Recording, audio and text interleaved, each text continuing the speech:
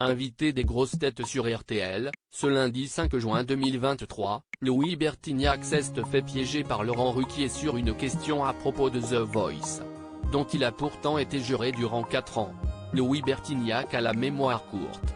Ce lundi 5 juin 2023, le célèbre chanteur était l'invité mystère des grosses têtes sur RTL, à l'occasion de la sortie de son dernier album Dans le film de ma vie. Et si Laurent Ruquier et lui ont bien sûr parlé musique, l'animateur a également interrogé l'ex-membre du groupe Téléphone sur ses activités à la télévision.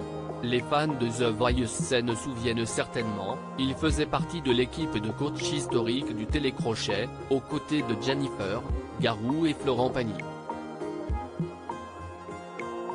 J'ai une question piège pour vous monsieur Bertignac. Quand vous étiez juré dans The Voice, qui a gagné? A lancé demander le présentateur face à son invité, bien embêté. Si est pour ça que j'ai été viré de The Voice, je crois a lâché Louis Bertignac qui semblait bien incapable de se souvenir des noms des vainqueurs.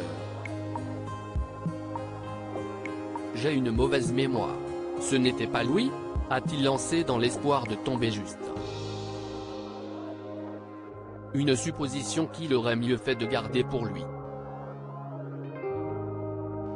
Si Louis Delors a bien participé à la première saison, si est Stéphane Rizon qui a décroché le trophée, la deuxième édition ayant été remportée par Johan Fréget. Et l'ancien coach n'a visiblement pas beaucoup d'excuses à ce trou de mémoire, pourtant j'y ai été 4 ans, 2 saisons de The Voice et 2 autres de The Voice Kids, note de la rédaction. Aucun de mes candidats n'a gagné, jamais. Si est pour ça qu'ils m'ont viré je crois, a-t-il assuré face aux sociétaires des grosses têtes, amusés par une telle franchise de la part du chanteur.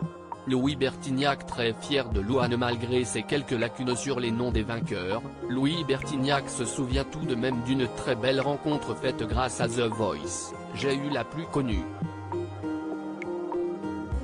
Louane était dans mon équipe, mais elle n'a pas gagné.